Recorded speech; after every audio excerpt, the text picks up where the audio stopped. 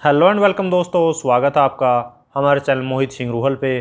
तो दोस्तों, आज की वीडियो में हम डिस्कस करेंगे कि अगर कोई भी पर्सन चेक बाउंस के केस में अगर एक बार अपीयर हो जाता है और उसकी प्रोसीडिंग स्टार्ट्स हो जाती हैं और वो एक बार अपीयर होने के बाद उस केस में दोबारा आना बंद कर देता है, तो उस सिचुएशन में क्या करना चाहिए, आज की वीडियो में हम ये पॉइंट डिस्कस करेंगे। तो चलिए दोस्तों, शुरू करते हैं और डिस्कस कर लेते हैं इस पॉइंट को।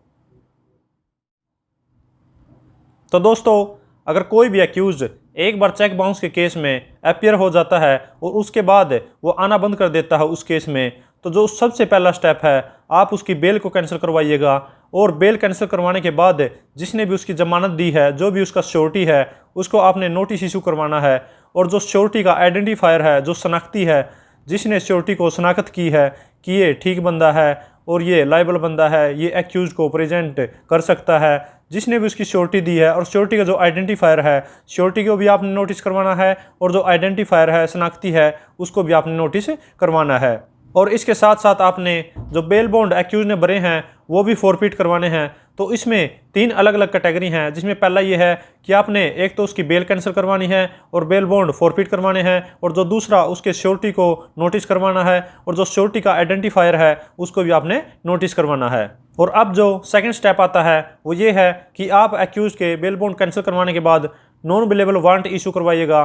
और जो थर्ड स्टेप आता है, नॉन बेलेबल वारंट पे भी अगर वो नहीं आता है तो उसके non bailable warrant through SSP आपने करवाने हैं। और फोर्थ, अगर वो non bailable warrant through SSP होने के बाद भी उस केस में पेश नहीं होता है तो आपने उसकी पीओ प्रोसीडिंग्स, जिसको हम बगोड़ा प्रोसीडिंग्स कहते हैं, वो इशू करवानी है। और अगर वो बगोड़ा प्रोसीडिंग्स इशू होने के बाद भी अगर नहीं आता है तो नेक्स्ट डेट पे आपने उसकी लिस्ट ऑफ प्रॉपर्टी देनी है। उसके नाम पे कोई भी दुकान है, मकान है, या प्लॉट है, या कोई भी व्हीकल है, अगर उसके नाम पे है तो लिस्ट ऑफ प्रॉपर्टी आपने बना के कोर्ट में देनी है, जिससे कि कोर्ट उनको अटैच कर पाए। और इसके अलावा आपके पास एक और ऑप्शन है, जो कि वो पीओ प्रोसीडिंग्स होने के बाद भी, कोर्ट की डायरेक्शंस के बाद भी वो उस कोर्ट में पेश नहीं हो रहा है, तो उस सिचुएशन में आप उस पर अंडर सेक्शन 174A आईपीसी के अगेंस्ट एक और केस दायर कर सकते हैं, जिसमें 3 साल तक की सज़ा है, और जो दूसरी कैटेगरी है उसमें 7 साल तक की सज़ा है।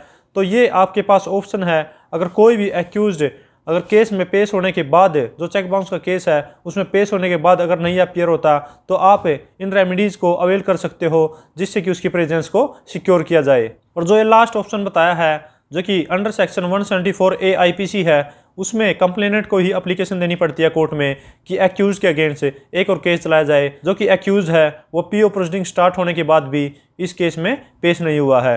तो दोस्तों, ये थी वीडियो जिसमें बताया गया है कि कोई भी अगर एक्यूज चेक बाउंस के केस में एक बार अपीयर होने के बाद अगर दोबारा अपीयर नहीं होता, तो उस सिचुएशन में कंप्लेनेंट के पास क्या क्या रेमेडीज़ हैं और उसकी एक्यूज की प्रेजेंस को कैसे उस केस में सिक्योर किया जा सकता है। तो दोस्तों, अगर ये वीडियो आपको अच्छी लगी है तो लाइक कीजिए, शेयर कीजिए, और अगर आपने ये चैनल अब तक सब्सक्राइब नहीं किया तो चैनल को सब्सक्राइब कर लीजिए। और इसके अलावा हमारा एक नया चैनल है लीगल अटैक के नाम से, आप उस चैनल को भी सब्सक्राइब कर सकते हो। और इसी चैनल के फेसबुक पेज के लिंक और इंस्टाग्राम पेज के लिंक आपको डिस्क्रिप्शन में मिल जाएंगे, आप उन पेज को भी लाइक और फॉलो कर सकते हैं। तो दोस्तों, मिलते हैं नई वीडियो में नए टॉपिक के साथ। Thank you so much.